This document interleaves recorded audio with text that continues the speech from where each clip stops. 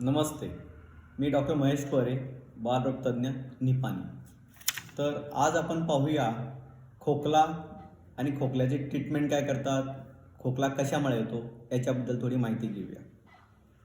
खोकला म्हणजे काय? बरेच पालक कशालाही खोकला म्हणतात. नाकातनं आवाज येतो, घशामध्ये घुरघुर वाजतंय किंवा छाती भरली, या सर्वाला ते खोकलाच म्हणतात. पण खोकला म्हणजे आहे तरी काय? तर खोकला म्हणजे काय होतं माहिती आहे का? खोकला ही एक क्रिया आहे किंवा प्रतिक्रिया आहे. रिफ्लक्स आहे म्हणतो आणि तो प्रोटेक्टिव्ह आहे म्हणजे वाचवणारा आहे. तर कशासाठी खोकला आहे? तर खोकल्यामध्ये काय होतं ते पाहूया आपण. एक खोल श्वास घेतला जातो आणि इथलं व्होकल कॉर्ड्स बंद होतात आणि प्रेशर तयार होतं छातीमध्ये आणि असा आवाज येऊन आपण बडका बाहेर काढतो. यालाच खोकला असं म्हणायचं. बाकीच्या नाकामध्ये घरघर, घशामध्ये घरघर आणि दुसरी कुठं घरघर याला खोकला असं म्हणत नाही. बरोबर आहे. म्हणजे खोकला हा काय आहे? प्रोटेक्टिव्ह रिफ्लक्स आहे. म्हणजेच काय? श्वासनलिका स्वच्छ करायचं एक क्रिया आहे. श्वासनलिकेमध्ये काही अडकलं, समजा धूर, धूस, बडका आणि काही दुसरं इरिटंट जे अडकतं ते काढण्यासाठी खोकल्याची उत्पत्ती आहे. म्हणजेच बाळाला खोकला हा चांगल्यासाठी आहे की तो त्याला वाचवणारा आहे. नाहीतर श्वासनलिकेमधली घाण कोण काढणार बाळाच्या? आपण तर तिथं जाऊन काढू शकत नाही, तर शरीराला स्वतःलाच ती काढायला लागते. त्यासाठीच खोकला आहे आपल्याला. म्हणजे खोकला बाळाच्या फायद्यासाठी आहे. मग बघूया आपण की खोकल्यासाठी काय काय करता येईल आणि खोकलाची कारणं काय आहेत. खोकला हा बऱ्याच कारणानं चालू होतो. ताप, सर्दी, खोकला हा युज्युअली व्हायरल इन्फेक्शन न होतो किंवा घरामध्ये धूर आहे, बाळाला बाळंतीणला शेगडी घातलेली गेलेली आहे किंवा चुलीवरती सगळा स्वयंपाक केला जातो, पाणी बंबामध्ये तापवलं जातं. या सर्वांनी वातावरण दूषित होतं, वातावरणामध्ये धूर असतो आणि तोच नाकातर्फे, श्वासातर्फे श्वासनलिकेमध्ये जातो, फुफ्सामध्ये जातो आणि हा फुफ्सामध्ये गेलेला धूर तिथंच चिकटून बसतो आणि त्याला काढण्यासाठी बडका तयार होतो आणि तो काढण्यात मग बाळ खोकायला चालू करतं. बऱ्याच वेळेला 1 महिन्याच्या बाळाला, 2 महिन्याच्या बाळाला असं आमच्या लक्षात आलं आहे की बाळ सर्दी होते, बाळ खोकतंय आणि बरीच औषधं देऊनसुद्धा बाळाचा खोकला कमी झालेला नाही आहे. आणि त्यानंतर विचारताना लक्षात येतं आहे की आईच्या कॉटखाली शेगडी आहे, धूर आहे, चुलीवरती स्वयंपाक आहे. तो सर्व बंद केल्यावरतीच बाळाचा खोकला कमी झालेला आहे. काही घरामध्ये शेगडी नाही, धूर नाही, गॅसवरती आहे, पण बाळाला दृष्ट लागू नये म्हणून धूर दिला जातो, ऊद घातली जाते. त्या उदामुळंच सगळी ऊद बाळाच्या फुफ्सामध्ये जाते आणि त्यामुळं खोकला चालू होतो. बरोबर आहे. तर बाळाला खोकला हा काही वेळा विषाणूंमुळं होतो, व्हायरल इन्फेक्शनमुळं होतं, तर काही वेळा दूषित वातावरणामुळे सुद्धा खोकला चालू होतो. तर काय कारणानं खोकला आहे हे बघणं नक्कीच गरजेचं आहे. तर हे झालं खोकल्याबद्दल. तर खोकला चालू असताना आपण काय बाळाला मदत करू शकतो? तर बाळाला असं पुढं 30 डिग्रीमध्ये वाचून बाळाच्या पाठीवर थोडं थापलं की बडका काढायला त्याला मदत होते. बरोबर आहे. मोकळी खोली पाहिजे, दूषित वातावरण सगळं हटवायचं आहे खोलीमधलं, म्हणजे खोली धूरमुक्त केली पाहिजे, म्हणजे त्याला फायदा होईल. धूर कमी करणं हे बाळाचं आयुष्यमान वाढवणारं कारण आहे.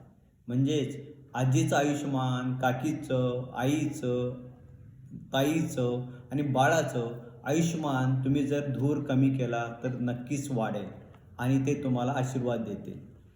तर आपण खोकल्यावरकडे जाऊया.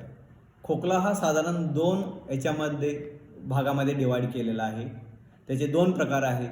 एक आहे कोरडा खोकला आणि दुसरा आहे ओला खोकला. कोरडा खोकला म्हणजे वरच्यावरती इथं आलेला खोकला आणि ओला खोकला म्हणजे बडके काढण्यासाठी तयार झालेला खोकला. बरोबर आहे. मग आपण खोकल्यावरती काही सर्वसामान्य उपचार आहेत का? तर खोकल्याची बरीच औषधं बाजारामध्ये आहेत. बरोबर आहे. पण घरगुती उपाय बघूया आपण. तर खोकल्यावरती काय करायला पाहिजे, तर 4-5 वर्षाचा मुलगा आहे, 2 वर्षाचा मुलगा आहे, त्याला कोमट पाणी हळूहळू पाजा खोकला झाल्यानंतर, म्हणजे त्याला घशाला थोडं बरं वाटते. त्यामध्ये थोडासा मध घातला तरी चालेल.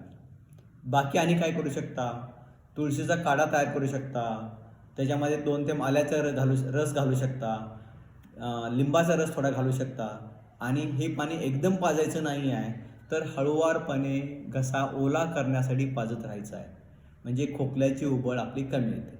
हे झाले घरगुती उपाय.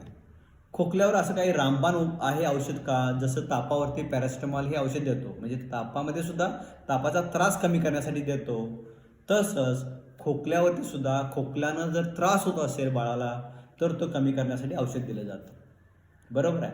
खोकल्यामध्ये आहेत कफ सप्रेसंट एका बाजूला आहेत, म्हणजे ज्यानं खोकला शमवतो, आणि कफ एक्सपेक्टोरंट म्हणून जे म्हणतो आम्ही, ज्यामध्ये बडका पातळ होतो आणि कफ काढायला म्हणजे बडका काढायला मदत होते. तर बऱ्याच ठिकाणी असं लक्षात आलं आहे की बाजारात मिळणाऱ्या औषधांमध्ये दोन्ही एकत्र आहेत, कफ सप्रेसंट पण आणि कफ एक्सपेक्टोरंट, म्हणजे म्हणजे खोकला शमवायचं औषध पण आहे आणि बडका पातळ करण्याचं पण औषध आहे. अशा औषधांनी काय होईल बरं, दोघेही औषधं एकमेकाविरुद्ध काम करतील आणि त्याचा अजिबात गुण येणार नाही आणि साईड इफेक्ट्स मात्र येतील त्याचे, म्हणजे आपल्याला झोप येईल. त्याच्यामध्ये अँटीस्टॅमिनिक नावाचं पण औषध घातलं जातं की जो बडका ड्राय करतो किंवा श्वासनलिका कोरडी करतो. बरोबर आहे, पण त्यानं झोप येते. आणि अशी औषधं 3-4 वेळा दिवसातनं घेतली तर बाळाला ग्लानी येऊन त्याचे साईड इफेक्ट्सच जास्त होईल आणि बडका काढला जाणार नाही, म्हणजे बाळाच्या जीवाला धोका त्याच्यामुळे होण्याची शक्यता आहे. तर अशी औषधं आपण वापरू नयेत. एखादंच औषध कफ सप्रेसंट जर वापरायचं, रात्री जर त्रास होत असेल बाळाला, बाळ जर त्यामुळे झोपतच नसेल, आई वडील पण दमलेले आहेत, रात्रभर झोपलेले नाहीत 2-3 दिवस, अशा वेळी मात्र आपण कफ सप्रेसंट किंवा अँटीस्टॅमिनिक रात्री फक्त जरुरीप्रमाणे द्यावं, म्हणजे रात्री बाळ थोडं झोपेल, आई वडील पण झोपतील आणि दिवसा बाळ खोकायला तयार, आई वडील दुसरं काम करायला तयार किंवा बाळाला सांभाळायला तयार. बरोबर आहे. तर याचा वापर असा करायला. खोकला अस्थमा म्हणजे दम्यामुळे सुद्धा खोकला येतो, त्याची ट्रीटमेंट पूर्णपणे वेगळी आहे. इनहेलर्स आहेत, त्याच्यावरती आत्ता बोलायला नको, त्याच्यानंतर आपला सेपरेट व्हिडिओ आपण त्यासाठी तयार करूया. बरोबर आहे. तर आपण डॉक्टरकडे जाताना काय काय खोकल्याविषयी माहिती घेऊन जाणार बरं डॉक्टरकडं, तर खोकला हा मध्यम आहे, सौम्यच आहे का एकदम जास्त आहे. बरोबर आहे. खोकला कसा चालू झाला, एकदमच उबळून चालू झाला, 12 वाजून 20 मिनिटांनी चालू झाला, का हळूहळू 2-3 दिवसामध्ये वाढत गेला. सडन येणारा खोकला हा युजली काहीतरी बाळाच्या श्वासनलिकेमध्ये अडकल्यामुळे येऊ शकतो, म्हणजे फुटाणा अडकला आहे, शेंगदाणा खाताना ठसका लागला आहे, आणि हे युजली 6-7 महिन्यापासून 2.5 वर्षापर्यंत सगळ्यात महत्त्वाचं कारण असू शकतं. आणि ते कितीही औषध दिलं ते बरं होत नाहीत, एक्सरेमध्ये काही वेळा समजत नाही आणि आपण भरपूर औषध देतो, भरपूर तपासण्या करतो, पण एकदम सडन चालू झालेला खोकला असं समजलं आणि मग आईला विचारलं की फुटाणं खाताना किंवा शेंगदाणे खाताना काय ठसका लागला आहे काय, तर आई त्यानंतर होय म्हणते. तर ते तसं लक्षात ठेवणं गरजेचं आहे.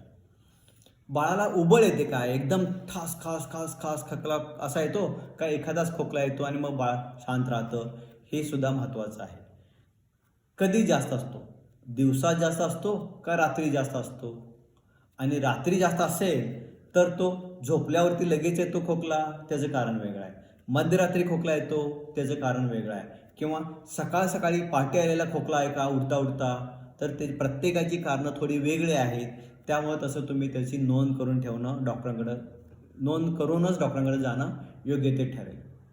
बरं, बऱ्याच वेळेला खोकला हा विषाणूंच्या आजारामुळे येतो, म्हणजे व्हायरल इन्फेक्शनमुळे येतो, आणि तो खोकला 2 ते 3 आठवड्यात आपोआपच कमी होतो. म्हणजे पहिल्या आठवड्यात खोकला वाढतो आणि दुसऱ्या आठवड्यात हळूहळू कमी होतो.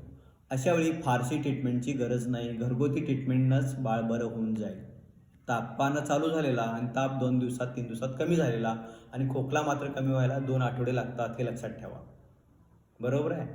तर मग कधी तुम्ही डॉक्टरांकडे जाणार, तर पहिला आठवडा झाला आहे आणि दुसऱ्या आठवड्यातसुद्धा खोकल्याची उबळ वाढायला लागली आहे, बाळ मऊ पडलं आहे, खाईना झालं आहे, किंवा बाळाचं वजन आता कमी यायला लागलं आहे, बाळ मलूल झालं आहे, अशा परिस्थितीत मात्र लगेचच डॉक्टरांचा सल्ला घेणं गरजेचं आहे.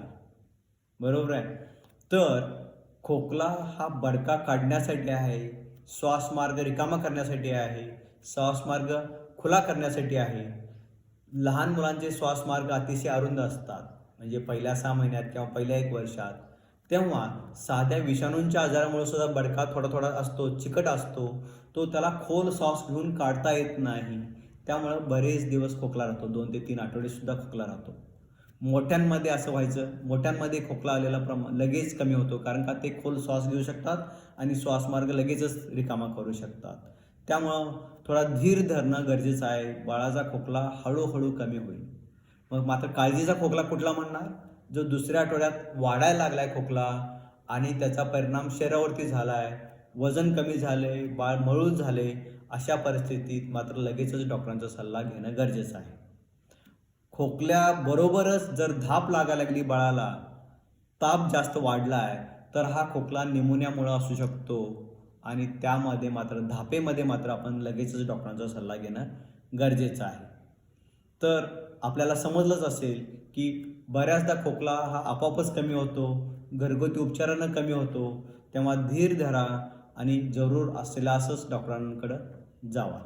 डॉक्टरांचा सल्ला घ्या. आपण खोकल्याबद्दल एवढी माहिती ऐकली त्याबद्दल धन्यवाद. नमस्ते.